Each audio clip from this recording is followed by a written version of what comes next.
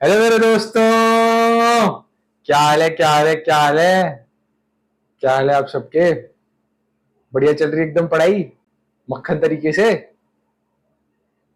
चलनी भी चाहिए, है ना? कितने से दिन रह गए हैं, थोड़े से दिन की मेहनत और है, फिर ऐश ही ऐश है ना? करे चालू। चलो आज एक टिप और बताता हूँ तुम्हें, एक टिप और देता हूँ, पिछले क्लास में भी दी थी ना। ऐसे चलते टाइम पढ़ाई करनी है तो ज्यादा याद होगा। किसी ने करी अप्लाई? किस किस ने करी? बताओ मुझे।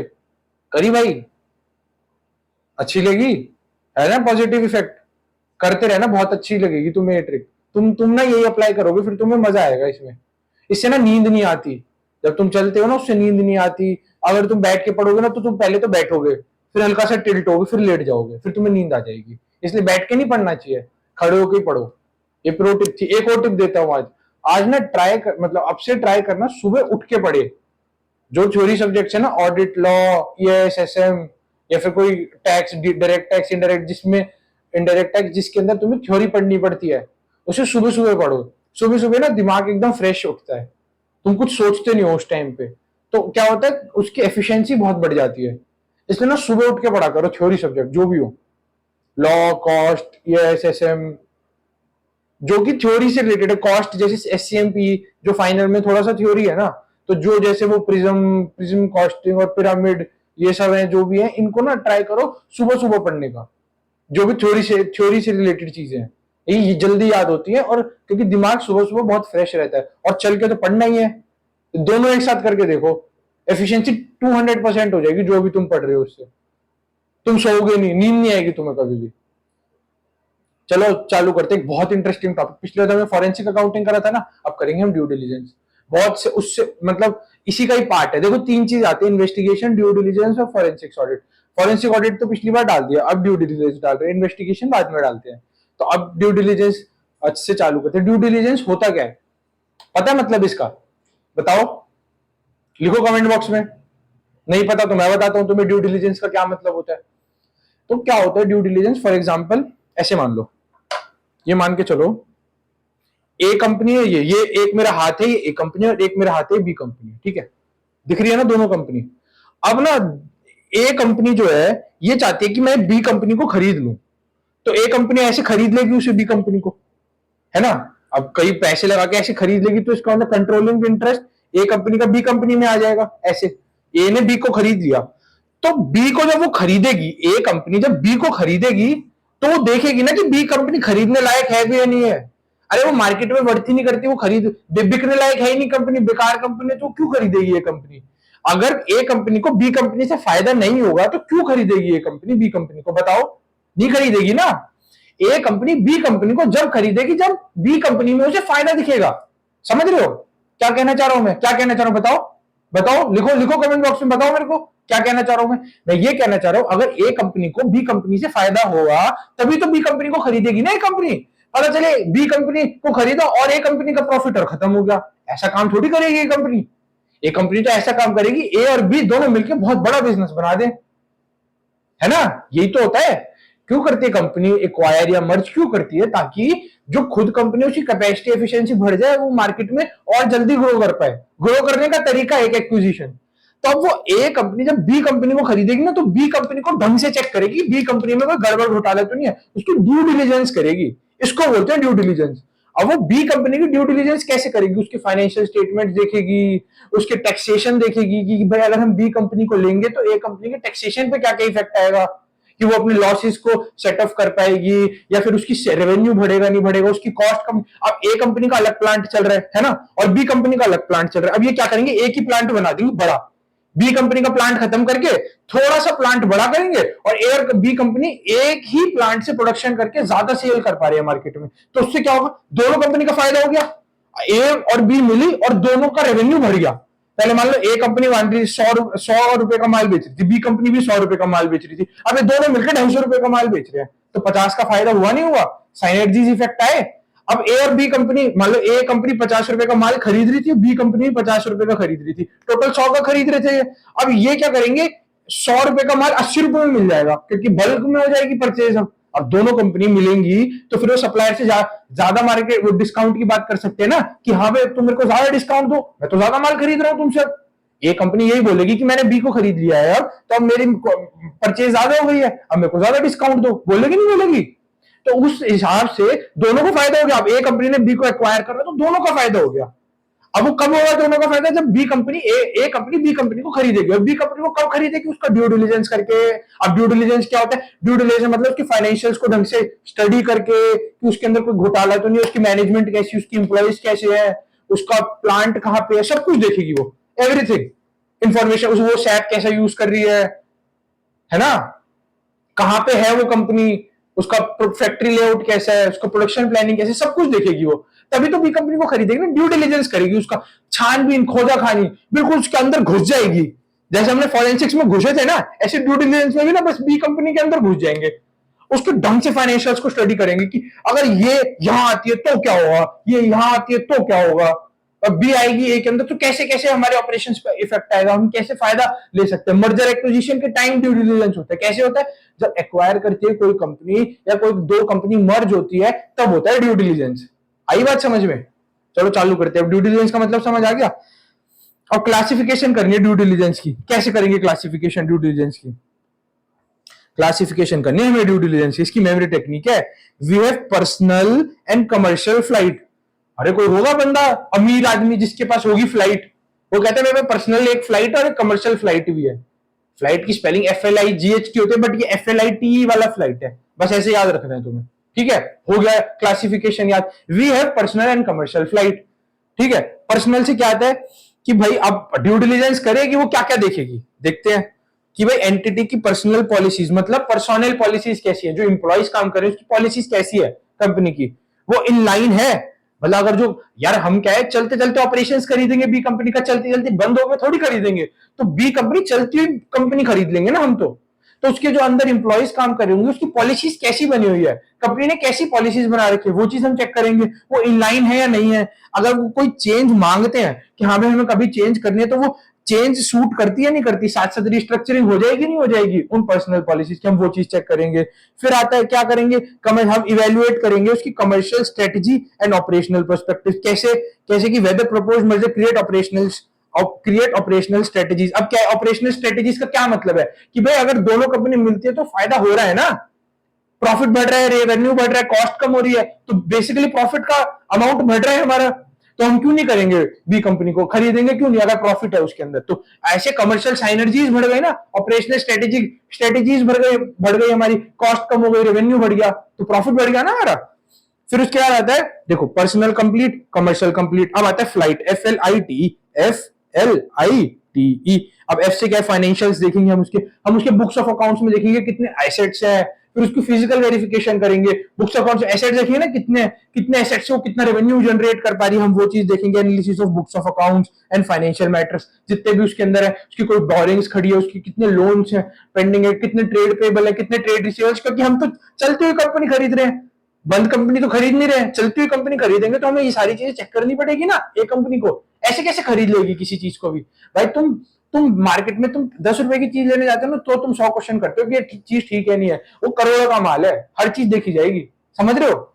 यही होता है ड्यू डिलिजेंस। जब हम भाई ए कंपनी अपने इतने सारे पैसे लगा के बी कंपनी को खरीदेगी तो हर चीज चेक करेगी ना भाई, क्यों छोड़ देगी वो एक भी चीज? भाई क्या पता कंपनी कैसे चल रही है, हर चीज चेक करेंगे भाई, हम तो इतना मोटा पैसा दे रहे हैं हम बी कंपनी को खरीदने में, हम तो ये देखेंगे ना कि भाई हमारा फायदा है नहीं है। भाई तुम क्यों खरीदते हो मार्केट में कोई सामान जाके, तुम्हारी जरूरत का सामान होता है, तुम्हें उस चीज से कोई फायदा होगा, कुछ तो बेनिफिट होगा, जब ही खरीदते हो ना, बेसिक नेसेसिटी के लिए क्यों खरीदते हो तुम सामान? कोई मार्केट में जाते हो, कोई तुम महंगी चीज खरीदते हो, तुम्हें देखते हो ना फायदा होगा, तुम महंगे जूते क्यों खरीदते हो? ताकि लड़कियां इंप्रेस हो, क्यों खरीदते हो? इतना मोटा पैसा क्यों लगाते हो? भाई तुम चीजें चेक करते हो तुम्हारा फायदा होगा। ऐसी ए कंपनी जब बी कंपनी खरीदेगी ये चेक करेगी कि कितना फायदा होगा हमारे को, है ना। फिर उसके बाद आता है लीगल कि लीगल एस्पेक्ट से अगर कंपनी देखे, हम कंपनी देखेंगे एंटिटी कैसी है लीगल एस्पेक्ट से, कि अगर हम खरीदते हैं उससे तो उससे कोई लीगल दिक्कत तो नहीं आ रही, कोई मतलब हम कोई कंपनी लॉ का ब्रीच तो नहीं कर रहे कि हम भाई मान लो हम एक तरह से बहुत बड़े प्लेयर बन गए जिसकी वजह से मार्केट में ना हम मोनोपोली मार्केट बन गई हमारी, ये चीज भी तो नहीं होनी चाहिए ना। फिर कंपटीशन एक्ट आ जाएगा बीच में, तो हम सारे लॉज एंड एक्ट्स का रेगुलेशंस चेक करेंगे कि अगर ए और बी कंपनी ए को बी एक्वायर कर रही है, सॉरी ए कंपनी अगर बी कंपनी को एक्वायर कर रही है तो इसकी वजह से कोई लॉ तो ब्रीच नहीं हो रहा है, ये सब भी हम चीज चेक करेंगे, लीगल मैटर चेक करेंगे हम। फिर इंफॉर्मेशन सिस्टम मतलब कि वो कौन सा कंप्यूटर सिस्टम यूज कर रही है और कैसे वो अपने अकाउंट्स और रिलेटेड बुक्स ऑफ अकाउंट्स कैसे मेंटेन कर रही है, वो चीज भी हम चेक करेंगे। फिर उसका टैक्स इफेक्ट्स देखेंगे, मर्जर और एक्विजिशन से क्या आएगा कि भाई अगर कंपनी खरीद रहे हैं तो हम उसके अंदर देखेंगे ना कोई कैपिटल गेन नहीं लग रहा है, अगर लॉस सेट ऑफ कर पा रहे हैं नहीं कर पा रहे, मान लो ए कंपनी के अंदर थोड़ा सा लॉस है अब भी सेट ऑफ होने के लिए और बी कंपनी में बहुत ज्यादा प्रॉफिट है, तो उसकी वजह से फायदा हो जाएगा ना कंपनी को, बी कंपनी को, फिर सेट ऑफ कर पाएगी अपने लॉसेस को, ये देखेंगे। फिर एनवायरमेंटल ड्यू डिलिजेंस करेंगे कि भाई आजकल ना जो कंपनीज है ना, आजकल जो शेयर होल्डर है ना बहुत ज्यादा इन्फॉर्म्ड हो चुका है, वो ये चीज भी चेक करता है कि जो एंटिटी के अंदर वो पैसा लगा रही है वो एनवायरमेंट को कितना कितना कितना इन्वायरमेंटल सपोर्ट कर रही है, वो ये कितना पैसा इन्वायरमेंट में लगा रही है, मतलब कैसे वो इन्वायरमेंट की सुरक्षा कर रही है, वो चीज भी चेक करती है कंपनी। ये सब देखते हैं, फ्लेक्सिबिलिटी, एडेप्टिवनेस, एक्वायर एंटिटी की भाई कैसी है एंटिटी, वो करती है नहीं करती है ये सारी चीजें। भाई बहुत फर्क पड़ता है आजकल, जो कंपनी ईएसजी रिपोर्ट आ गई, जो नया सिलेबस है उसके अंदर एक ईएसजी रिपोर्ट का कंसेप्ट आया है, वो क्या समझाना चाहती है कि भाई सोशल इफेक्ट, इन्वायरमेंटल इफेक्ट में हमारी आज आज की डेट में बहुत जरूरी है। कोई अगर इन्वेस्टर पैसा लगा रहे हैं, सारी चीजें देख के लगा रहा है, वो क्यों लगा रहा है पैसा, कि कंपनी अच्छे काम भी कर रही है ना, सिर्फ वो ये नहीं देखेगा कि कंपनी पैसा कितना कमा रही है, वो ये चीज भी चेक करेगा कंपनी कितना अच्छा काम कर रही है, समझ रहे हो, ये सारी चीजें चेक करेगा। तो क्या हो गया हमारा, कैसे हो गया, we have personal and commercial flight, कोई बंदा बहुत अमीर है उसकी पर्सनल भी और कमर्शियल फ्लाइट, FLIGST नहीं FLITE, तो पर्सनल, कमर्शियल, ठीक है। उसके बाद क्या, financial, legal, information system, tax and environmental due diligence, हो गया क्लासिफिकेशन कंप्लीट। एक टॉपिक तुम्हारा कंप्लीट ड्यू डिलिजेंस का है ना, आसान टॉपिक, ऐसे ही छोड़ दो 5 नंबर चले जाएंगे, इसको पढ़ जाओगे 5 नंबर तो मिलेंगे, समझ रहे हो। अब स्कोप ऑफ ड्यू डिलिजेंस देखते हैं, क्या है स्कोप, कि भाई अगर हम ड्यू डिलिजेंस कर रहे हैं तो अंदर, अब देखते हैं अंदर गहराई में हमें क्या क्या चेक करना है। We will understand brief history of FAT, financial statements, accounting policies and tax and cash flow for financial projection so management and employees can fulfill statutory compliance। ये देखो मैंने मेमोरी टेक्निक बनाने की कोशिश करी है, सेंटेंस बन गया, थोड़ी सी दिक्कत आएगी बट इसमें सारे पॉइंट्स याद हो जाएंगे तुम्हें। कैसे, we will understand brief history of FAT, FAT मतलब financial statements, accounting policies and tax, ठीक है, FAT and cash flows, cash flows हम समझेंगे फॉर फाइनेंशियल प्रोजेक्शंस। अब हम कंपनी के फाइनेंशियल प्रोजेक्ट भी तो करेंगे ना, कि भाई आज कंपनी यहां खड़ी है, 5 साल बाद कितना रेवेन्यू करेगी, कितनी रेवेन्यू इंक्रीज होगी उसकी सेल, भाई सोच रहे हैं आज उसकी मैक्सिमम सेल अचीव हो गई, क्या करेंगे फिर कंपनी को आगे खरीद के, जब ग्रोथ पर्सपेक्टिव ही नहीं रहे तो कंपनी की सेल डे बाय डे बढ़नी चाहिए ना, 10% बढ़े चाहे 15% बढ़े, कुछ तो बढ़नी चाहिए उसकी सेल हर साल, तभी तो हम कंपनी को खरीदने का फायदा है ना, कि भाई आगे भी फायदा होगा अगर आज हम कंपनी को अगर खरीद रहे हैं तो हम ये चीज चेक करेंगे कि फाइनेंशियल प्रोजेक्शन क्या, सो मैनेजमेंट एंड एम्प्लॉय क्या कर पाएंगे, जो भी स्टैट्यूटरी कंप्लायंस हो, भाई कंपनी खरीद रहेंगे तो स्टैट्यूटरी कंप्लायंस भी तो बहुत सारे होंगे ना, हमें वो सारी चीजें भी चेक करनी पड़ेगी। तो ये क्या, scope of financial due diligence, मतलब फाइनेंशियल ड्यू डिलिजेंस आते ही क्या क्या स्कोप है। अब ऑडिटर आया, ऑडिटर को बुलाया तुमने ड्यू डिलिजेंस करने के लिए, अपने स्कोप में लिखेगा ना ये चीजें, ये चीजें चेक करेगा, 1 2 3 4 5 6 7 8 ये सारी चीजें चेक करेगा। अब ये स्कोप आ जाता है फाइनेंशियल ड्यू डिलिजेंस का, अगर कंपनी करती है। Financial due diligence is also a field, A department जिसके अंदर जो चार्टर्ड अकाउंटेंट्स के लिए बहुत अच्छी फील्ड है, लोग इसके अंदर भी जाते हैं, इसमें भी बहुत मेहनत करते हैं फाइनेंशियल ड्यू डिलिजेंस में, जिसको बड़ा मन करता है कंपनी के फाइनेंशियल्स को खरीदने का, वो लोग इस वाले डिपार्टमेंट में जाते हैं, इसमें अपने एक्सेल करते हैं अपने आप को, समझ रहे हो। इसमें भी तुम भी जा सकते हो अगर तुम्हारा मन है फाइनेंशियल ड्यू डिलिजेंस का। इसमें क्या होगा, ए कंपनी जैसे मैंने बताया मर्जर भी होते हैं, और कंपनी मिल के ए बी कंपनी बना लेते हैं, ए कंपनी ने बी कंपनी को एक्वायर करा, इज एक्विजिशन, बट ए और बी कंपनी मिल गए तो is a merger, A B company बना दी उन्होंने। तो इसके लिए फाइनेंशियल ड्यू डिलिजेंस के लिए चार्टर्ड अकाउंटेंट्स की बड़ी हेल्प लगती है, क्योंकि उन्हें बहुत बैकग्राउंड, बहुत ऐसे ब्रॉड नॉलेज होती है ना चीजों की, तो वो ज्यादा अच्छे से फाइनेंशियल स्टेटमेंट्स देख पाते हैं। तो इसलिए चार्टर्ड अकाउंटेंट्स की बहुत नीड है आगे, जब कंपनी एक्वायर करती है, कंपनी मर्ज होती है, कंपनी डीमर्ज होती है, तब भी फाइनेंशियल ये चार्टर्ड अकाउंटेंट्स की हमें नीड होती है। तो इसका बड़ा स्कोप है, इसमें अगर किसी को जाना है तो वो जा सकता है। अब आते हैं ब्रीफ हिस्ट्री। अब हम समझेंगे ना कि कंपनी पीछे से क्या थी, कि टारगेट कंपनी क्या थी, बैकग्राउंड क्या प्रमोटर का, जिसने कंपनी बनाई है वो कैसे लोग हैं, वो अच्छे लोग हैं ना, कि हम फ्रॉड लोगों को खरीद रहे हैं। हम क्यों खरीदे फ्रॉड लोगों को, क्या पता क्या कर रखा होगा फ्रॉड में, हम खरीदेंगे नहीं। हम पहले हिस्ट्री देखें कंपनी की, कैसी है कंपनी, कैसे कैसे ग्रो हुई कंपनी, और उसके बैकग्राउंड कैसे है प्रमोटर का। फिर फाइनेंशियल स्टेटमेंट्स का रिव्यू करेंगे, फाइनेंशियल स्टेटमेंट्स में जान है या नहीं है, कि फालतू के फाइनेंशियल स्टेटमेंट से सिर्फ बोरिंग खटी एसेट तो है ही नहीं, समझ रहे हो। बहुत लोन है, लोन चुकाने के लिए इतनी सफिशिएंट एसेट्स नहीं, हम सारी चीजें चेक करेंगे। फिर उसके बाद अकाउंटिंग पॉलिसी देखेंगे कि वो क्या करती है, वो आई गैप करती है, आई गैप में फाइनेंशियल स्टेटमेंट बनाती है या इंडियन अकाउंटिंग स्टैंडर्ड्स में फाइनेंशियल स्टेटमेंट बनाती है, कैसे बनाती है, हम ये चीज भी चेक करेंगे। अकाउंटिंग पॉलिसीज वो ढंग से लगा रही है नहीं लगा रही है, और रिसेंट कोई चेंजेस आए हैं पास्ट में कि कोई इन्होंने अकाउंटिंग पॉलिसीज में चेंज कर दिया या कोई रिसेंट अमेंडमेंट आई है, उसकी वजह से इस कंपनी पे क्या इफेक्ट आ रहा है, ये चीज भी हम चेक करेंगे अकाउंटिंग पॉलिसी में। टैक्सेशन देखेंगे कि भाई कंपनी क्या करती है, कई कई सारी चीजें होती है ना टैक्सेशन के लिए, कि भाई वो नॉर्मल स्कीम में पैसा वो टैक्स भर रही है, 115 बीएसई ऑप्ट कर लिया ताकि मैट का क्रेडिट बी डबल ए या बी ए भी कर लिया आउट, इसकी वजह से जो हमें वो जो मैट होता है, मैट नहीं है, कंपनी में मैट नहीं करना है, या फिर मैट का जो क्रेडिट है वो सारा रैप्स हो गया, सारी चीजें हम चेक करेंगे ना टैक्सेशन पर्सपेक्टिव से भी। We are chartered accountants, we have so much knowledge that we have to apply whenever we are doing any due diligence of A company और बी कंपनी, या कोई भी कंपनी जो कि मर्ज हो रही है, एक्वायर कर रहे हैं। इसलिए चार्टर्ड अकाउंटेंट्स का बड़ा वाइटल रोल है इसके अंदर जब हम ड्यू डिलिजेंस की बात करते हैं। तो अब कैश फ्लो भी तो चेक करेगी ना कि कंपनी एबल कर पा रही है या ऑनर कर पा रही है अपने ट्रेड पेबल की पेमेंट, इतना पैसा है कंपनी पे कि वो ट्रेड पेबल जो खड़े हैं उसकी बुक्स में उसे पैसा दे पाएगी, या फिर कंपनी जो अपने ट्रेड रिसीवेबल्स हैं या इन्वेंट्री, भाई ट्रेड रिसीवेबल्स खड़े तो हैं कंपनी में बहुत मोटे अमाउंट के, वो पैसा रिलीज हो पाएगा या नहीं, कलेक्टेबल है अनकलेक्टेबल है, वो ट्रेड रिसीवेबल्स खड़े हैं, पैसा आ नहीं रहे, फिर हम उसकी एजिंग चेक करेंगे, भाई ये पुराने कब से खड़े हैं, कहीं लॉस हो गए हमारे ट्रेड रिजर्व में, पैसा ही नहीं मिलेगा, इन्वेंट्री है बिल्कुल ऑब्सोलीट खड़ी है हमारी बुक्स में, दिखा रखी तुमने बहुत मोटी इन्वेंट्री, देखा जाके तो सिर्फ स्क्रैप ही स्क्रैप पड़ा है, ये चीज भी हम चेक करेंगे। अब जो कंपनी में फंड्स हैं वो आइडल है, डिप्लॉयड है, या फिर इन्वेस्टमेंट पैटर्न कैसे कंपनी का, पैसा कहां कहां लगा रखा है कंपनी ने, इन्वेस्टमेंट फाइनेंशियल एसेट्स में थोड़ा बहुत पैसा लगा रखा है नहीं लगा रखा, वर्किंग में कितना पैसा लगा रखा है, हम सारी चीजें चेक करेंगे ना। हम भाई हम क्या है, हम चार्टर्ड अकाउंटेंट्स हैं, हम नॉलेज का भंडार हैं, हम हर चीज चेक करेंगे कि पैसा जा कहां रहा है, पैसा आ कहां से रहा है, कहां से आ रही है कहां से जा रही है, ये सारी चीजें चेक करेंगे। ऐसा कैश फ्लो पर्सपेक्टिव हम देखेंगे ना।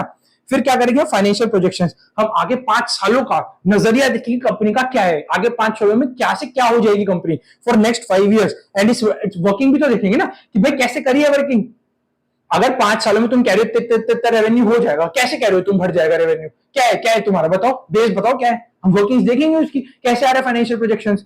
फिर उसके मैनेजमेंट और एम्प्लॉइज कैसे हैं, कितने इंप्लॉइज काम कर रहे हैं, कैसा ऑर्गेनाइजेशन स्ट्रक्चर है कि भाई एक के नीचे एक 4 बंदे काम कर रहे हैं, फिर उसके नीचे ये सारे काम कर रहे हैं, फिर उसके नीचे ये सारे काम कर रहे हैं, ऑर्गेनाइजेशन स्ट्रक्चर चार्ट पड़ा है ना, डेलीगेशन ऑफ अथॉरिटी, हम ये चीज भी चेक करेंगे।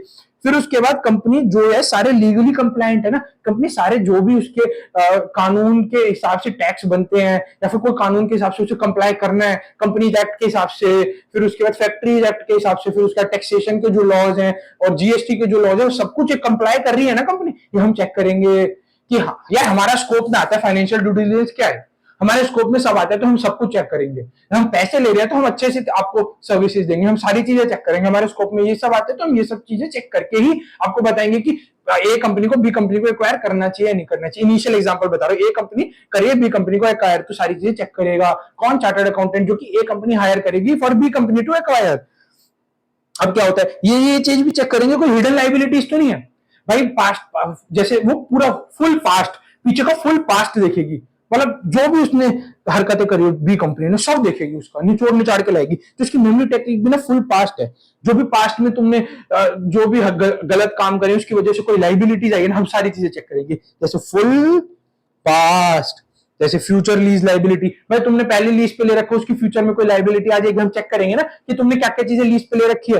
फिर अनरियलाइज अनरिजॉल्व लेबर लिटिगेशन, भाई लेबर से पहले लड़ाई करके बैठे हुए हो, आगे क्लेम आ गया, भाई ए कंपनी बी कंपनी को कार्य करने के बाद क्लेम आ रहा है, ये चीजें चेक करेगी ना भाई ये कंपनी, ऐसे कैसे आ रहा है क्लेम, अब पहले चेक करके फिर उसको उसका अमाउंट भी थोड़ा सा घटाएगी, फिर जब वो पैसे देगी बी कंपनी को, बी कंपनी के प्रमोटर को देगी पैसा, जब ए कंपनी बी कंपनी खरीदेगी तो बी कंपनी के प्रमोटर्स जो भी शेयर होल्डर्स उन्हें पैसा देगी तो काट पीट के देगी ना कि भाई तुम्हारे तो ये क्लेम आ सकते हैं, भाई मैं तो नहीं दूंगी इस चीज का पैसा, क्यों दो, तुमने लड़ाई करी है, मैंने थोड़ी लड़ाई करी है, आगे क्लेम आ रहा है तो तुम भुगतो, मैं क्यों भुगतूंगी, इसलिए पहले वो पैसा काट लेगी लीज लेवल। उसका long pending sales tax assessment, भाई पहले पता है सेल टैक्स के ना पुराने असेसमेंट चल रहे हैं और लाइबिलिटी बनेगी, तो भाई ए कंपनी ना बी कंपनी के जो उसने वैल्यू निकाली उसमें से माइनस कर देगी, कौन सी long pending sales tax assessment जो होंगी वो सारी लेस कर देंगी। अगर तुमने बैंक्स और फाइनेंशियल इंस्टीट्यूट से कोई गारंटीज दे रखी है, ऑनर नहीं कर रहे, उसकी पता है लाइबिलिटी बनेगी, उस चीज का अमाउंट भी माइनस कर देगी। ए कंपनी बी कंपनी को एक्वायर करते टाइम। फिर उसके बाद फाइनेंशियल असेसमेंट्स को पेंडिंग है कस्टम ड्यूटी के, वो भी लेस कर देगी। फिर उसके बाद बाई बैक ऑफ शेयर्स तो नहीं है, पर तुमने कह दिया अपने शेयर होल्डर्स को कि ना मैं इस प्राइस पे बाई बैक करूंगी। हमें पता होना चाहिए ना, अगर ए कंपनी बी कंपनी को एक्वायर करे कि आगे भाई बी कंपनी वालों को पैसा देना पड़ेगा इतने प्राइस पे, हमें पता होना चाहिए। तुम बताओगे नहीं, हम तो पैसे हम तो काटेंगे इस चीज के पैसे, हमें तो हर चीज की पता होनी चाहिए। तुमने कह दिया कि हमने तुम्हें 50 रुपए पर शेयर दे देंगे, भाई जब है ही नहीं वर्थ, हम तो देंगे 30 रुपए, भाई उसे पता होना चाहिए 20 रुपए के पैसे काट लेगी। फिर ए कंपनी जब भी कंपनी को एक्वायर करेगी, तुमने क्यों बोला ज्यादा रेट, अब तुम बेच रहे हो तो मैं तो लेस करके दूंगी पैसा। फिर अगर कोई शो कॉज नोटिस आ गया हो और जो कि मैच्योर हो जाएगी डिमांड में, भाई शो कॉज नोटिस आ गया, वो अपने उसके टैक्स के पोर्टल पे जाएगी, टैक्सेशन पोर्टल पे ए कंपनी बी कंपनी का देखेगी, इतने इतने शो कॉज नोटिस आ रखे, इतनी डिमांड हो जाएगी, उस चीज के पैसे काट लेगी वो। फिर टैक्स लाइबिलिटी डायरेक्ट इनडायरेक्ट, अगर कोई और लाइबिलिटीज बन रही है जो तुमने पे नहीं कर रखी है और वो पोर्टल पे दिखा रहा है, वो उस चीज के पैसे काट लेगी कि भाई मैं क्यों किस चीज के पैसे दूं, भाई मैं बी कंपनी का कार्य करूं, मैं सारी चीजें चेक करूंगी बी कंपनी में तुमने क्या क्या हरकतें कर रखी है, क्या क्या गड़बड़ घोटाले कर रखे हैं, तुमने लाइबिलिटी पे नहीं करी, मैं इस चीज के पैसे नहीं दूंगी, मैं तो काट के दूंगी सारे का पैसे। अगर मैं बी कंपनी को खरीद रही हूँ, ए कंपनी बोल रही है ऐसा, उसके जो चार्टर्ड अकाउंटेंट्स है ना बहुत मोटा पैसा दे रहे हैं, तुम अच्छे से चेक करो, कुछ चीज छूट नहीं जानी चाहिए। मैं तुम्हारी चार्टर्ड अकाउंटेंट्स को बोल रही, मैं तुम्हारे पैसे काट लूंगी, वरना तो चार्टर्ड अकाउंटेंट्स का क्यों कटवाएगा अपने पैसे, वो सारी चीजें चेक करेगा, वो एक चीज चेक कर लेगा बारीकी में कि भाई बी कंपनी कुछ गलत काम तो करके नहीं बैठी पुराना, इसकी वजह से कंपनी को कोई नुकसान हो जाए। वो सारी हिडन लाइबिलिटीज फुल पास्ट देख लेगा उसका, देखो इसकी कितनी अच्छी मेमोरी टेक्निक है, फुल पास्ट देखेगा, उसके अंदर कोई लाइबिलिटीज तो नहीं आ रही, कोई भी आ रही हो पुरानी लाइबिलिटी, उस चीज को ढंग से छानबीन करके उसका अमाउंट बता देगा, ताकि ए कंपनी बी कंपनी को पेमेंट करते टाइम ये सारा पैसा काट ले। फिर आते कोई ओवर वैल्यूड एसेट्स तो नहीं है, भाई कंपनी अगर खरीदेंगे, तुमने भाई इन्वेंट्री दिखा रखी है एब्सोल्यूट और नॉन मूविंग इन्वेंट्री, इन्वेंट्री में आनी नहीं चाहिए, उसके पैसे क्यों दूंगी मैं, है ना। चलो एग्जांपल ये ऑब्सोल्यूट स्लो मूविंग वैल्यूड, उसको वैल्यू कर रखा है अपनी, उसकी जो नेट रियलाइजेबल वैल्यू ना उससे ज्यादा पे दिखा रखी है तुमने कॉस्ट उसकी।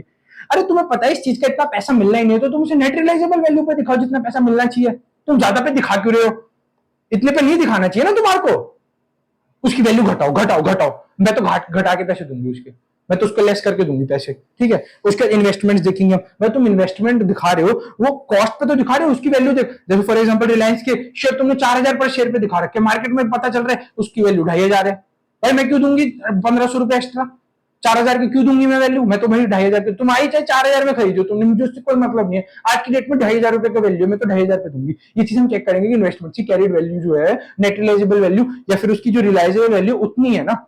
फिर उसके बाद देखेंगे कैरिंग वैल्यू, भाई रिटर्न ऑफ इनकम के हिसाब से भी लगाते कि भाई रिटर्न ऑफ इनकम तो आ नहीं रहा है, पर तुम खुद बिजनेस में पैसा लगा के 10% रिटर्न कमा रहे हो और तुमने जो इन्वेस्टमेंट कर रखी है उससे तुम्हारे को 8% रिटर्न मिल रहा है, तो ऐसी इन्वेस्टमेंट का फायदा नहीं, नुकसान वाली इन्वेस्टमेंट में क्यों कर रखी है इन्वेस्टमेंट, हम तो इस चीज के भी पैसे काटेंगे।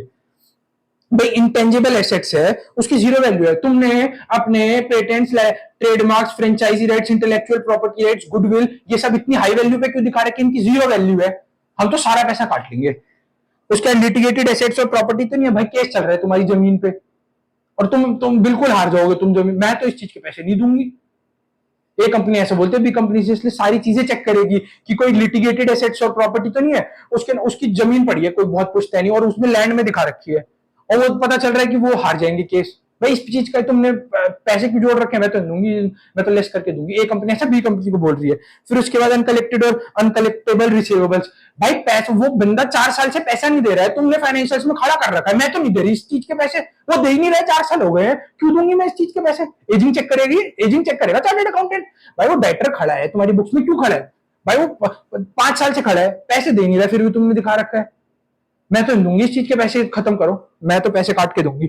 समझ आ गई, ये चीजें भी हम चेक करते हैं as a chartered accountant, as a financial due diligence expert, हम ये चीजें चेक करेंगे कि सब कुछ ठीक से चल रहा है ना बी कंपनी में, अगर ये कंपनी इतना मोटा पैसा दे रही है बी कंपनी को, समझ गए।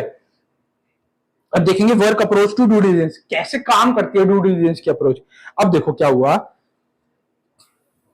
ये ना मान लो चार्टर्ड अकाउंटेंट या फिर ए कंपनी है, दोनों है ये, ठीक है, ए कंपनी के बंदे हैं, ए कंपनी ऐसे मान लो सीएफओ है, सीएफओ और चार्टर्ड अकाउंटेंट्स मिलके हैं, ठीक है, चार्टर्ड अकाउंटेंट सीए लिख देते हैं, ठीक है।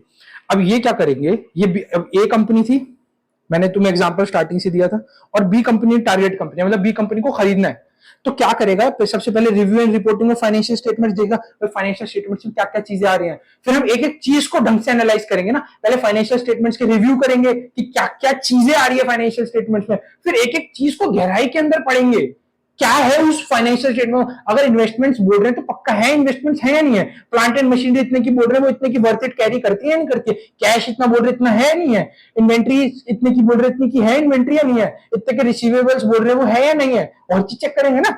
तो review and reporting of financial statement, सबसे पहले हम ये चीज चेक करेंगे, review and reporting of financial statement का फर्स्ट पॉइंट। सेकंड पॉइंट है हम चेक करेंगे assessing the business by site visit.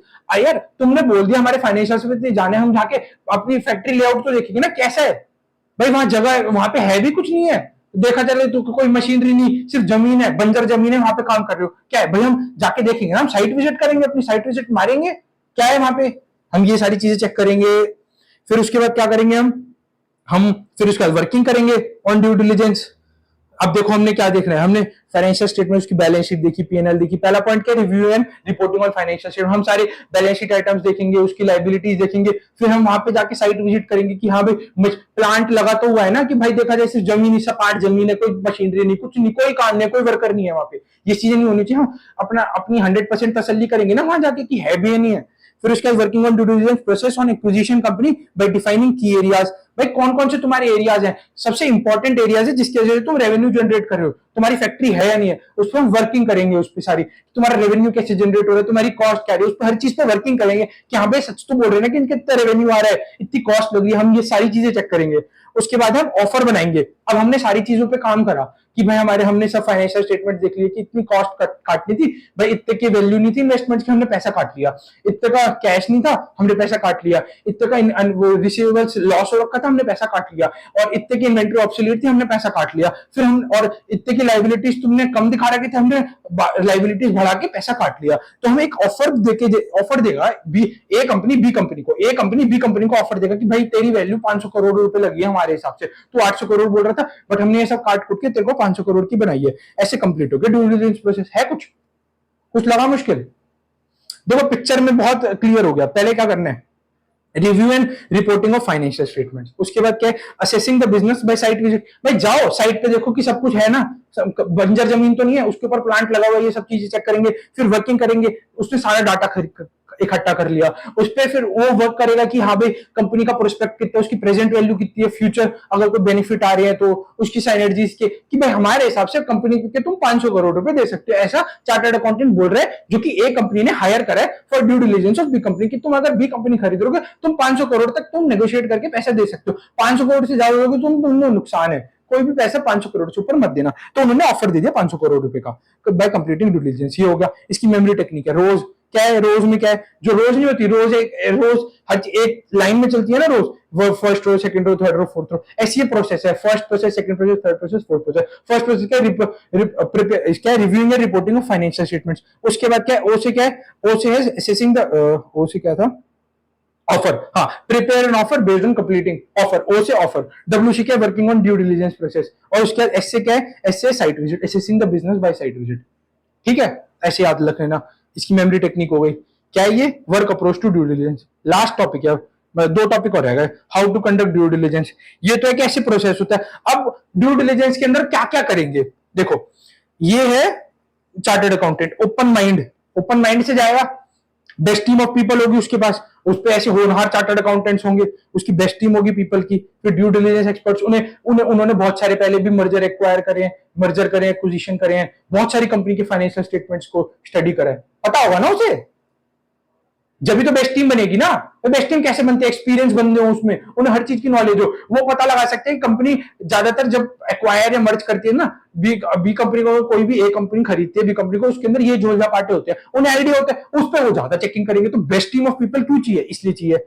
फिर उसके बाद क्या करेंगे, 360 degree view of the company देखेंगे, 360 डिग्री ऑफ बी कंपनी देखेंगे, 360 डिग्री, है ना, 360 डिग्री देखेंगे ना भाई, हर चीज चेक करेंगे ना वो भाई। वो अगर इतना मोटा पैसा दे रहे हैं 500 करोड़ रुपए, वो हर चीज चेक करेंगे, 360 डिग्री व्यू देखेंगे। फिर वो किससे बात करेंगे, उनके कस्टमर, भाई उनके पहले से भी कस्टमर, भाई वो रेवेन्यू कैसे निकाल रहे हैं, उनके पहले कस्टमर्स होंगे जो रिलाई कर रहे होंगे, उनसे हम बात करेंगे भाई कैसा है बी बंदा। तुम्हें टाइम पे सही से माल देते हैं, उनकी एम्प्लॉइज कैसे है वो हाँ बताएंगे, हाँ भाई कस्टमर की, हाँ भाई बढ़िया बंदा है, कभी भी कोई दिक्कत नहीं आई है। हम सप्लायर से देंगे, हाँ भाई वो बोल रहे हैं, सप्लायर से बोल रहे हैं कि टाइमली पेमेंट कर देता है, बढ़िया बंदा है। फिर उसका बिजनेस पार्टनर्स और उनके और भी बिजनेस पार्टनर्स होगी जिन्होंने उनसे कोलैबोरेशन कर रखा है, हाँ भाई बंदा बढ़िया है, अपना टाइमली प्रॉफिट पहुंचा देता है। और उसके बाद एम्प्लॉइज से करेंगे, हाँ सर बिल्कुल टाइम पे सैलरी आ रही है, सब कुछ बढ़िया चल रहा है, तो भाई कंपनी में कोई दिक्कत नहीं है। हम ये सारी चीज चेक करेंगे। फिर उसका रिस्क मैनेजमेंट अप्रोच देखेंगे कि वो अगर कोई रिस्क आ रहा है कंपनी में, वो कैसे हैंडल कर रही है कंपनी, कैसे उसमें कंट्रोल्स लगा रखे हैं, कैसे उसका रिस्क मैनेजमेंट का अप्रोच, वो सारी चीजें हम चेक करेंगे।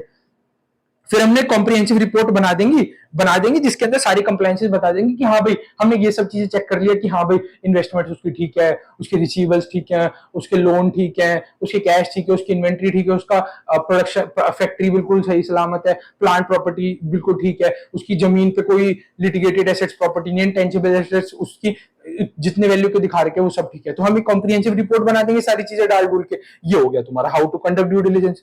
ये जो पॉइंट बता रहा हूं ना, ये फर्स्ट पॉइंट सेकंड पॉइंट ये यही लिखे हुए हैं कि हमें ओपन माइंड के साथ काम करना है, best team of people with due diligence experts. फिर हमें 360 degree view of the company लिखना है। फिर हमें बात करने कस्टमर से, सप्लायर से, बिजनेस पार्टनर से, एम्प्लॉय से। फिर देखेंगे कि कंपनी अपने रिस्क को कैसे मिटिगेट कर रही है। फिर हम उसकी कॉम्प्रिहेंसिव रिपोर्ट बना देंगे कि हाँ भाई हमने ये सारी चीज चेक करी है। कुछ how to conduct, how to क्या है, how to conduct due diligence में कुछ भी नहीं है ना। हो गया ये भी कंप्लीट टॉपिक। और लास्ट टॉपिक है contents of due diligence report. अब वो जो रिपोर्ट बनाएंगे ना, जो कॉम्प्रिहेंसिव रिपोर्ट बोली गई है, ये जो कॉम्प्रिहेंसिव रिपोर्ट बोली हुई है यही है, ये ड्यू डिलिजेंस रिपोर्ट। इसके अंदर क्या क्या आएगा बता देंगे भाई। इसने समरी दे दी, एग्जीक्यूटिव समरी की हाँ भाई इसने ड्यू डिलिजेंस में ये सब देखा। इंट्रोडक्शन दे दिया कि ए कंपनी बी कंपनी को एक्वायर करेगी। फिर बैकग्राउंड ऑफ बी कंपनी दे दिया। फिर ऑब्जेक्टिव्स ऑफ ड्यू डिलिजेंस दे दी कि हाँ भाई हमारा ऑब्जेक्टिव है क्योंकि ए कंपनी को बी कंपनी को एक्वायर करना है और हमें ना ऐसी एक वैल्यू निकाल के लानी है कि बी कंपनी को एक्वायर करने लाइक वैल्यू जो कि ए कंपनी दे पाए, वो हमने ऑब्जेक्टिव में लिख दिया। फिर ब्रीफ हिस्ट्री ऑफ कंपनी बता दी, बैकग्राउंड बताया कंपनी का, हिस्ट्री बताइए पीछे से कैसी है। बैकग्राउंड मतलब कि कंपनी क्या काम करके पैसा कमाती है, और हिस्ट्री मतलब उसने कैसे नींव रख के शुरुआत करी थी और वो आज कहां पे है, वो हो गया brief history of the company. फिर असेसमेंट किसकी करेंगे, फाइनेंशियल लाइबिलिटीज की हमने असेसमेंट ऐसे करी कि हाँ भाई ये पैसा ऐसे आ जाएगा। हमने एसेट्स को वर्थ करा कि इन्वेस्टमेंट उसकी इतने की है, उसकी पीपी इतने की है, उसकी लैंड इतनी की है, उस पर लिटिगेटेड नहीं है सब कुछ, उसकी इंटेंजिबल एसेट्स की वैल्यू इतने की है, कैश इतना, इन्वेंट्री इतना, हमने सारी वैल्यूएशन करी, उसकी नेटवर्थ की वैल्यू निकाल दी। हाँ भाई ये कंपनी 500 करोड़ रुपए की हमारे हिसाब से। तो तुम भाई ए कंपनी जो है, हमारा कंक्लूजन निकला कि ए कंपनी ना बी कंपनी को एक्वायर करने के, अब वो हाथ है, ये हाथ है ना, खरीद लिया भाई, ये तो पैर लग रहा है, हाथ है बट ये कि ए कंपनी ने बी कंपनी को खरीद लिया। अब ये 500 करोड़ रुपए दे दे, मतलब ए कंपनी बी कंपनी के प्रमोटर्स को 500 करोड़ दे देगी। हाँ भाई हो गए, डन है, 500 करोड़ रुपए दिए और ड्यू डिलिजेंस खत्म। पैसा हमने बी कंपनी को एक्वायर कर लिया। अब हम अपना ऑपरेशन अपने हिसाब से चलेंगे। हमने बी कंपनी के प्रोमोटर्स को पैसा दे दिया, उनका कोई लेना देने नहीं है इस कंपनी से, हम ही है जो भी है कंपनी के। और चार्टर्ड अकाउंटेंट्स को कहा कि भाई अब इस कंपनी के ना तुम 10 करोड़ रुपए ले लेना। चार्टर्ड अकाउंटेंट्स को भी 10 करोड़ रुपए की पेमेंट करी भाई। ये ए कंपनी ने चार्टर्ड अकाउंटेंट्स को दिए 10 करोड़, भाई लो हमारी 10 करोड़ की मौज। ए कंपनी ने बी कंपनी को खरीद लिया, उसकी मौज 500 को, और बी कंपनी के प्रमोटर्स को इसलिए मौज, उसे 500 करोड़ रुपए मिले।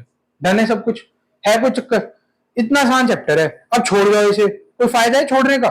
इतना इजी चैप्टर है ये, हमने एक एक चीज पढ़ी है एक एक बारी में। ड्यू डिलिजेंस इतना आसान चैप्टर है, इसमें 5 नंबर का क्वेश्चन आ जाता है कि वर्क अप्रोच बता दो ड्यू डिलिजेंस की, how to conduct due diligence बता दो, ऑलमोस्ट सिमिलर पॉइंट्स हैं। उसके बाद ओवर वैल्यूड एसेट्स, क्या क्या चीजें ओवर वैल्यू हो सकती है। तुम बैलेंस शीट याद रख लेना, तुम्हें वैसी चीजें याद हो जाएंगी। क्या क्या आता है बैलेंस शीट में, इन्वेस्टमेंट्स आती है, इंटेंजिबल एसेट्स आते हैं, एसेट्स एंड प्रॉपर्टी आती है, फिर इन्वेंट्री आती है, फिर रिसीवेबल्स आते हैं। इनको ओवर वैल्यू तो नहीं कर रखा, बस दैट्स इट, यही सारे पॉइंट्स बन जाएंगे तुम्हारे। और क्या आते हैं बैलेंस शीट में, लाइबिलिटीज आती है। उसमें हम कैसे याद करेंगे, फुल पास्ट, कि भाई पास्ट में कोई लाइबिलिटीज तो नहीं रह गई, कि उसकी कोई कोई झगड़ा है लेबर के साथ, वो पुराना आज पैसे मांगने लग गए, सारी चीजें हम चेक करेंगे, हिडन लाइबिलिटीज। उसके बाद क्या है हमारा scope of financial due diligence की, भाई अगर हम पैसा ले रहे हैं 10 करोड़ रुपए तो हम क्या क्या चीजें स्कोप में कवर करेंगे, ये सारी चीजें हमने मेमोरी टेक्निक के हिसाब से यूज कर ली। क्या, we will understand brief history of fat and cash flow for financial projections so that management and employee can fulfill statutory compliance। बस एक ये लाइन याद कर लेना, तुम्हारे सारे पॉइंट्स कवर हो जाएंगे उसमें। फिर उसके बाद क्या है, उसके बाद क्लासिफिकेशन कैसे करनी, कोई बड़ा बंदा था उस पर we have personal and commercial flight, FLI GST नहीं एफएलआईटी, हो गया ये लो पूरा टॉपिक कंप्लीट है। कुछ टॉपिक में यही था फाइनेंशियल ड्यू डिलिजेंस। तुम इसको छोड़ दो 5 नंबर तुम फालतू में गवा दोगे, नहीं है ना कोई सेंस छोड़ने का। कितनी देर में हो गया हमारा टॉपिक, ये 8 घंटे में टॉपिक हो गया। आधे घंटे में इसको स्पीड में थोड़ी 1.25 पे देख लेना, 1.5 पे देख लेना, तुम्हारे 20 मिनट में टॉपिक कवर, 5 नंबर फ्री के मिल जाएंगे तुम्हें। इसको देख के जाना। अब मैं तुमसे बार बार यही बोलता हूँ, पढ़ाई पे ध्यान दो, फोन को बिल्कुल हाथ मत रखो, डिस्ट्रैक्ट मत होना यार। तुम इतनी मेहनत कर रहे हो ना, तो लास्ट के 2 महीने ना इसके अंदर ना बिल्कुल ईमानदारी से मेहनत करना। ईमानदारी से मेहनत करने का ना फल बहुत बढ़िया होता है। मैं सच्ची बता रहा हूँ, ईमानदारी से मेहनत करो, सब कुछ एक एक बारी में निकलेगा। अच्छे मार्क्स से पास आओगे, एग्जामिशन लेके आओगे तुम ऑडिट में। अच्छे से पढ़ाई करना, बस ईमानदारी, समझते हो तुम ना, जब जो तुम कर रहे हो ना उसमें तुम अपना 100% दो। मतलब तुम अपना 100% दोगे ना, मैं कह रहा हूं कोई दुनिया की ताकत नहीं है तुम्हारे नंबर कम लाने से रोक दे। बहुत अच्छे मार्क्स से बहुत अच्छे मार्क्स आएंगे तुम्हारे, एक नंबर कम नहीं आएगा। जितने की तुमने मेहनत करी है ना, उतना हमेशा तुम्हें फल मिलेगा। आईसीआई कभी भी फालतू में नंबर नहीं काटता है बच्चों के। अगर तुम लिख के आओगे ना, क्यों नहीं देगा आईसीआई नंबर, बताओ। लिख के आओगे, अच्छे से मेहनत करोगे ना, बिल्कुल देगा नंबर। हम देखो, जो हमारे भगवान जी हर चीज देखते हैं ऊपर से, तुम कितनी मेहनत कर रहे हो। इसलिए अपना 100% दो, अच्छे से मेहनत करो। 2 महीने रह गए हैं, मन लगा के, जोर लगा के मेहनत करो। मैं भी तुम्हारे साथ जोर लगा रहा हूं। मैं अपनी जॉब के साथ साथ ये सैटरडे संडे रिकॉर्ड करता हूं सिर्फ तुम्हारे लिए, ताकि तुम्हें आसानी हो जाए। ये जो टॉपिक्स तुम छोड़ के जाते हो ना, इनकी रिवीजन वीडियोस में डाल रहा हूं, ताकि कम से कम तुम ये टॉपिक्स अच्छे से कर लो, तो तुम्हारे अच्छे से मार्क्स आ जाएंगे। साथ देते रहना। अगर अच्छी लगे वीडियो तो लाइक्स और कमेंट्स पे ड्यू डिलिजेंस फैक्ट के मारना, बहुत अच्छे अच्छे कमेंट डालना, बहुत अच्छे अच्छे लाइक्स बढ़ा दो, अपने दोस्तों के साथ शेयर करो। और तुम्हें अच्छी वीडियो लगे, ड्यू डिलिजेंस की, फॉरेंसिक्स की, कारों की भी डाली मैंने, ऑडिट रिपोर्ट की भी डाली, और भी डालता रहूंगा ऐसे। बस साथ देते रहना मेरा। Bye bye, thank you so much.